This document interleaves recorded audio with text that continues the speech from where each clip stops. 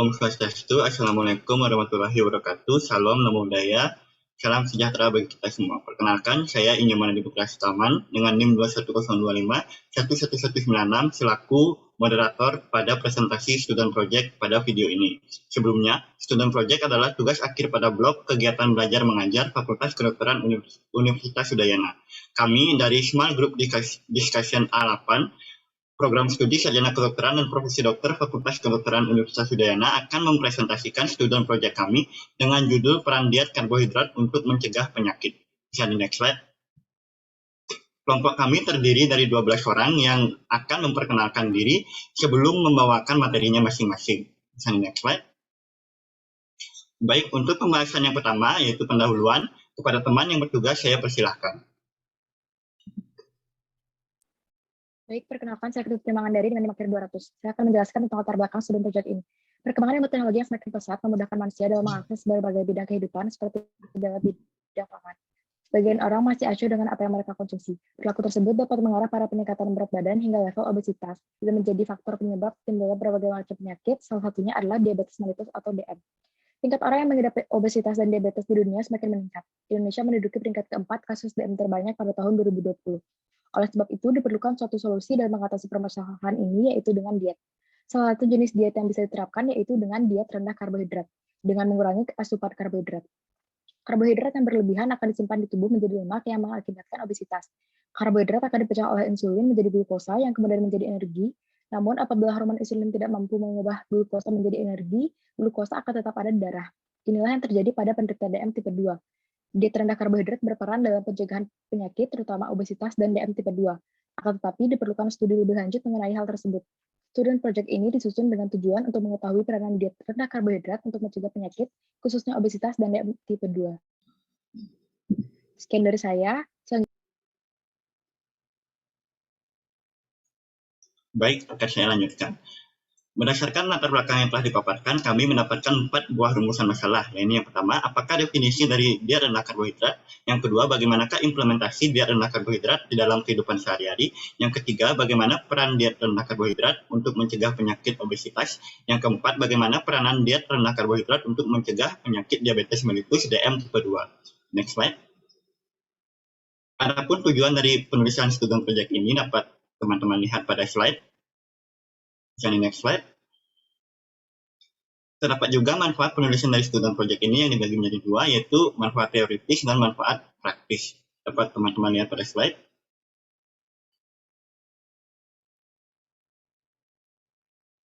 Bisa di next slide. Baik, pembahasan akan saya lanjutkan, yaitu pembahasan mengenai tinjauan pustaka. Yang pertama yaitu diet rendah karbohidrat, subbab 21.1 pengertian diet rendah karbohidrat.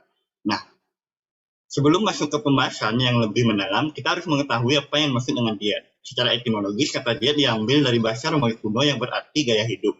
Diet mengacu pada nutrisi atau makronutrien yang masuk ke dalam tubuh kita. Jenis diet yang paling efektif masih menjadi perdebatan yang intens beberapa tahun terakhir. Beberapa jenis diet menekankan pembatasan seperti karbohidrat, protein, dan lemak tertentu. Pada pembahasan student project ini, kami lebih menekankan kepada diet karbohidrat, yaitu diet rendah karbohidrat. Karbohidrat dikategorikan sebagai salah satu gizi atau makronutrien yang diperlukan oleh tubuh manusia sebagai penghasil energi. Karbohidrat diklasifikasikan menjadi 2 golongan, yaitu karbohidrat sederhana yang dibagi menjadi monosakarida, disakarida, dan oligosakarida, dan karbohidrat kompleks yang terdiri dari polisakarida. Nah, setelah mengetahui gambaran umum dari diet dan karbohidrat, secara general, pembahasan berikutnya adalah mengenai diet rendah karbohidrat. Nah, berdasarkan jurnal Weizmann pada tahun 2007 menyatakan bahwa rasio makronutrien dari diet rendah karbohidrat tidaklah standar. Hal ini didukung oleh Oh et al. Pada jurnal Low Carbohydrate Diet yang diupdate pada 2021 yang menyatakan bahwa tidak ada konsensus yang jelas tentang apa yang mendefinisikan diet rendah karbohidrat itu. Banyak definisi yang berbeda, seperti definisi dari American Academy of Family Physicians menyebutkan bahwa diet rendah karbohidrat memiliki kandungan karbohidrat kurang dari 20%. Sedangkan definisi dari The National Lipid Association and Lifestyle Trust mendefinisikan bahwa diet rendah karbohidrat adalah diet yang mengandung kurang dari 25% karbohidrat. Nah, disimpulkan bahwa sementara ini semua pendekatan dari diet rendah karbohidrat adalah mengurangi asupan karbohidrat dengan batas tertentu. Menurut Oh et al. Dalam jurnal Low Carbohydrate Diet pada tahun 2001 juga terdapat pengklasifikasian dari karbohidrat dalam melakukan diet rendah karbohidrat, yakni karbohidrat sangat rendah, yaitu kurang dari 10% karbohidrat atau 20-50 gram per hari. Yang kedua ada rendah karbohidrat, yaitu kurang dari 26% karbohidrat atau kurang dari 130 gram per hari, dan karbohidrat sedang, yaitu 26% sampai 44% karbohidrat. Sekian pembahasan dari saya. Pembahasan berikutnya akan saya persilahkan kepada teman yang bertugas. Baik, saya lanjutkan. Perkenalkan, sebelumnya nama saya Gede Pendeta Pratama dengan 3 digit NIM terakhir 195. Jadi di sini saya akan memberikan manfaat diet karbohidrat. Yang pertama itu diet rendah karbohidrat bermanfaat dalam penurunan berat badan secara signifikan, di mana penurunan ini sudah terjadi pada 6-12 bulan pertama. Yang kedua, diet rendah karbohidrat juga bermanfaat pada orang yang terkena diabetes tipe 1 dan tipe 2. Yang ketiga, diet rendah karbohidrat juga dapat dijadikan terapi non-farmakologi yang dapat diberikan untuk pasien yang tidak responsif terhadap pemberian obat atau anti epilepsi bagi penderita epilepsi. Yang terakhir, manfaat lain yang didapatkan ketika seorang menjalani diet rendah karbohidrat adalah mengurangi faktor risiko penyakit kardiovaskular seperti penyakit jantung dan risiko dan stroke, serta menurunkan risiko dislipidemia, yaitu suatu keadaan di mana terjadi peningkatan kadar lemak dalam darah. Sekian presentasi dari saya, akan dilanjutkan oleh teman saya. Baik, terima kasih atas waktunya. Sebelumnya perkenalkan, nama saya Nyoman Sabrina Julianti Hadika dengan NIM akhir 203. Jadi di sini saya akan menjelaskan dampak dan pelaku diet rendah karbohidrat. Jadi seiring dengan perkembangan zaman, diet rendah karbohidrat sering dilakukan oleh beberapa individu, terutama pada wanita yang memiliki permasalahan pada kondisi berat badan atau yang biasa kita sebut dengan obesitas. Semakin sering diet rendah karbohidrat ini dilakukan, tentunya akan ada dampaknya, tergantung pada kondisi dari setiap individu yang melakukannya. Diet rendah karbohidrat atau low carbohydrate diet merupakan diet yang dilakukan dengan mengurangi mengonsumsi makanan yang mengandung karbohidrat dengan kondisi yang sedang atau rendah. Dampak dari melakukan diet rendah karbohidrat ini bergantung pada proses yang dilakukan, seperti melakukannya secara berlebihan atau tidak. Diet rendah karbohidrat yang dilakukan secara berlebihan dapat memberikan dampak bagi kesehatan, yaitu kurangnya waktu untuk tidur atau sering kita sebut dengan insomnia, dapat memberikan dampak kepada pasien diabetes dengan riwayat penyakit hipertrigliseridemia, dan yang terakhir, setelah dilakukan penelitian lebih lanjut, ternyata diet rendah karbohidrat yang dilakukan secara berlebihan dapat menimbulkan perubahan komposisi pada mikrobiota usus dan juga penurunan produksi oksigen reaktif. Baik, sekian dari saya. Akan dilanjutkan oleh teman saya. Terima kasih.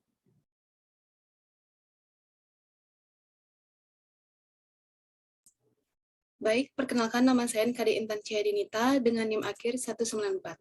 Penerapan diet rendah karbohidrat yang sesuai. Diet pada umumnya dapat dilakukan dengan makan 3 kali dalam sehari, namun porsi makannya saja yang dikurangi. Contoh penerapan diet rendah karbohidrat yaitu pada pagi hari, sebaiknya sarapan dengan bubur ayam dicampur dengan sayuran, makan siang bisa diganti dengan memakan tipat cantok khas Bali, dan makan malam bisa makan dengan porsi yang seimbang ditambah dengan ayam dan sayur dengan seimbang. Dan juga bisa diselingi dengan memakan buah-buahan di setiap waktunya. Meski menerapkan program diet rendah karbohidrat dengan tekun, sebaiknya kita juga melakukan aktivitas fisik seperti senam aerobik. Senam ini dapat dilakukan 3-4 kali dalam seminggu, dan lama pelatihannya adalah 15-25 menit.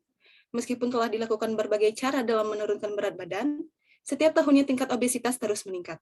Banyak masyarakat yang khususnya para wanita gagal melakukan diet rendah karbohidrat.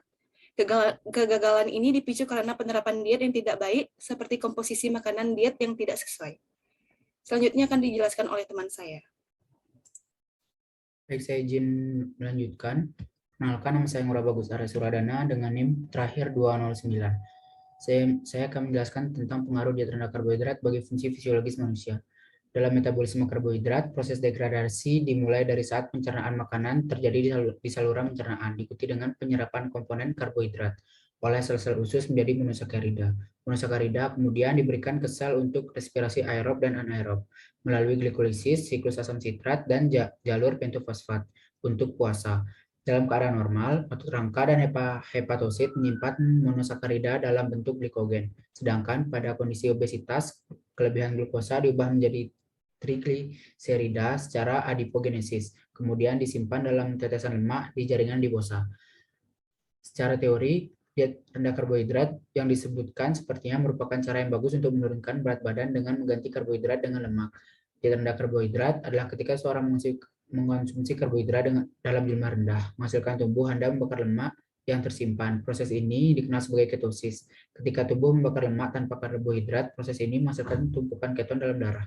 Keton membuat seseorang kehilangan nafsu makan, tetapi juga bisa membuat lelah atau mual. Diet rendah karbohidrat juga dapat meningkatkan risiko batu ginjal dan dapat mengurangi kalsium sehingga meningkatkan risiko osteoporosis. Diet rendah karbohidrat juga memiliki risiko lebih besar untuk kekurangan nutrisi karena menerapkan pembatasan pilihan makanan. Pada umumnya, rendahnya konsumsi buah-buahan, sayuran, dan produk biji-bijian selama diet rendah karbohidrat akan mengurangi asupan serat makanan, vitamin, kalsium, kalium, magnesium, dan zat besi secara keseluruhan. Diet rendah karbohidrat didefinisikan sebagai kurang dari 30% energi dari karbohidrat. Selanjutnya akan dilanjutkan oleh teman saya. Baik, di sini saya izin melanjutkan. Sebelumnya perkenalkan, nama saya Anang Ngurah dan maksimal dengan NIM 210051124. Jadi di sini saya akan menjelaskan tentang penerapan diet rendah karbohidrat di masyarakat. Jadi diet rendah karbohidrat telah menjadi populer karena kemampuannya untuk menginduksi penurunan berat badan yang cepat. Contohnya termasuk diet Dona, diet ketogen, dan diet ketogenik lainnya. Meskipun sulit untuk memperkirakan jumlah orang yang saat ini mengikuti LCD menonjol di awal 1970-an bersama dengan populernya sebuah buku oleh R.C. Atkins. Kepopuleran dari low carbohydrate diet ini sesuai dengan jurnal Popular Diet, Correlation to Health, Nutrition, Obesity, Journal of the American Dietetic Association of Alien et al. Pada tahun 2001. Dengan survei yang dilakukan The Continuing of Food Intake by Individuals di Amerika Serikat, di mana terdapat banyak sekali studi yang mengkaji mengenai diet rendah karbohidrat yang dibuka dengan berbagai hal. Salah satunya adalah dalam penurunan berat badan. Data dalam jumlah jurnal tersebut menunjukkan bahwa ketika asupan karbohidrat berkurang, asupan energi biasanya juga berkurang. Data tersebut juga didukung dengan riset di Bali yang dilakukan oleh Dewantari et al. Pada tahun 2017 dalam jurnal The Effect of Diet Composition and Aerobic Exercise on Weight Loss yang memadukan diet karbohidrat dengan program senam aerobik dengan subjek 33 wanita PKK di Denpasar, tepatnya di Desa Kesiman, Kertelangu, Kecamatan Denpasar Timur pada tahun 2016. Hasil dari riset tersebut adalah pada kelompok diet rendah karbohidrat disertai dengan adanya senam aerobik akan mengakibatkan terjadinya penurunan berat badan sebesar 3,42 kg dalam waktu 6 minggu. Bisa dilihat juga di PPT hasil pikol dan defisit energinya. Diklaim bahwa low karbohidrat ini dapat menyebabkan penurunan berat badan dengan kapasitas mereka untuk mengurangi asupan kalori dengan menekan nafsu makan maupun dipadukan dengan kegiatan olahraga. Dengan adanya bukti dari riset tersebut, maka dapat dikatakan bahwa diet rendah karbohidrat ini sudah populer diterapkan di masyarakat Bali, baik di Indonesia maupun negara lain. Mungkin sekian saja dari saya. Selanjutnya akan dilanjutkan oleh teman saya.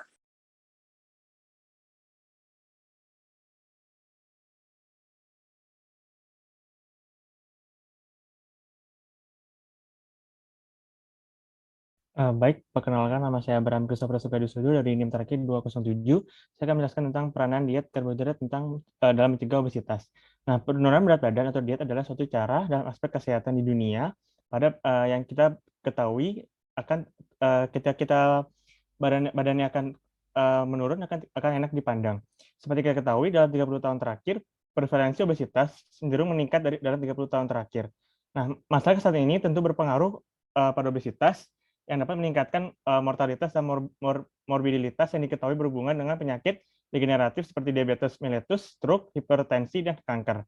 Nah, ada dua tipe gangguan risiko berat badan, yaitu obesitas dan gangguan homeostasis glukosa, dan selain itu penurunan tekanan darah dan perbaikan dislipidemia. Nah, diklaim bahwa diet rendah karbohidrat dapat menyebabkan penurunan berat badan dengan kapasitas mereka untuk mengurangi asupan kalori dengan menekan nafsu makan ini, sebagian besar disebabkan oleh peningkatan jumlah keton yang bersirkulasi yang berperan dalam menekan nafsu makan dan kemungkinan konsumsi protein yang lebih tinggi. Dan sebagai penggantinya karbohidrat, yaitu karbohidrat yang dikurangi, yang memainkan peran serupa dalam meningkatkan kenyang. Sekian dari presentasi saya, akan dilanjutkan oleh teman saya. Baik, perkenalkan nama saya Fiandra dengan NIM 206. Di sini saya akan menjelaskan mengenai peran diet rendah karbohidrat dalam mencegah diabetes mellitus atau DM tipe 2. Diabetes mellitus atau DM tipe 2 merupakan gangguan metabolik akibat menurunnya sensitivitas sel terhadap insulin sehingga terjadi kenaikan kadar glukosa dalam darah. Diabetes tipe ini merupakan diabetes yang paling sering terjadi dibandingkan dengan diabetes tipe lainnya.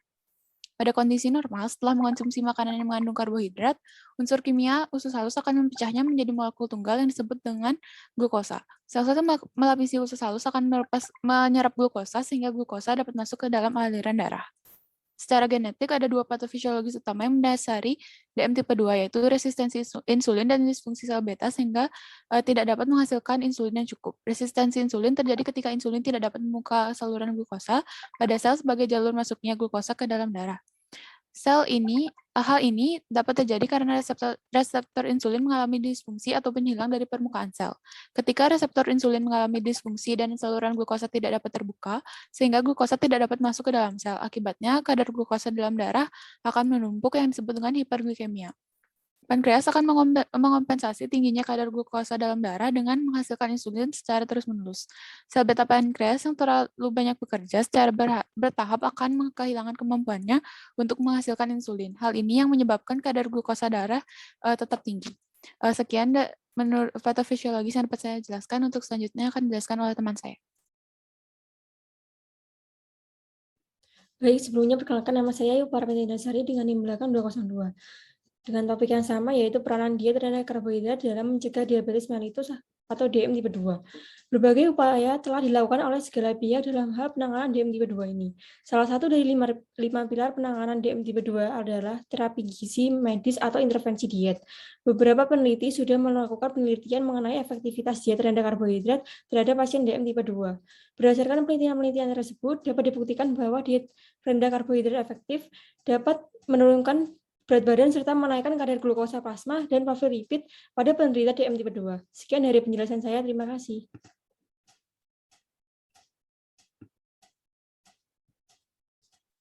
Baik, perkenalkan nama saya Poni Bella Septia dengan NIM AIR 192. Di sini saya akan membacakan kesimpulan.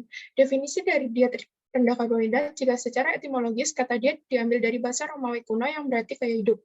Diet mengacu kepada nutrisi yang masuk ke dalam tubuh setiap harinya. Dia tidak hanya untuk penurunan berat badan. Diet karbohidrat memiliki beberapa manfaat, yaitu mengurangi tingkat obesitas atau BMI, diabetes mellitus, epilepsi, penyakit jantung, kardiovaskuler, dan dislipidemia. Pelaku pada diet karbohidrat sering dilakukan oleh individu, terutama pada wanita yang memiliki permasalahan pada kondisi berat badan obesitas. Semakin sering diet karbohidrat ini dilakukan, tentu akan ada dampaknya tergantung pada kondisi dari setiap individu itu sendiri. Kebutuhan karbohidrat harian pada tubuh kita adalah kurang lebih 55% dari total kebutuhan kalori tubuh per harinya. Yang besarnya berbeda tergantung dengan usia dan jenis kelaminnya. Sekian dari saya, akan dilanjutkan oleh teman saya. Perkenalkan, nama saya Niputudira Ardelia Dosa dengan NIM AKIR 197. Di sini saya akan membacakan saran. Yang pertama, bagi pembaca disarankan untuk membaca dan memahami isi dari student project ini yang mengkaji tentang diet karbohidrat sehingga pengetahuan dan ilmu yang dibagikan dapat tersampaikan dan diterapkan dengan baik. Yang kedua, bagi pihak universitas, kami menyarankan untuk pihak universitas agar dapat menempatkan student project ini di perpustakaan agar bermanfaat bagi sivitas akademika yang ada di Universitas Udayana. Sekian dari saya kembalikan ke moderator. Baik, berikut adalah daftar pustaka yang kami gunakan dalam mengkaji student project kami. Next slide. Ya, sekian presentasi dari kelompok kami. Jika ada kesalahan kata maupun perbuatan yang kami perbuat, kami mohon maaf. Semoga apa yang kami presentasikan dapat berguna di kemudian hari. Presentasi pada video kali ini saya tutup dengan salam agama Hindu. Om Shanti Shanti Shanti Om. Sampai jumpa pada presentasi selanjutnya. Terima kasih.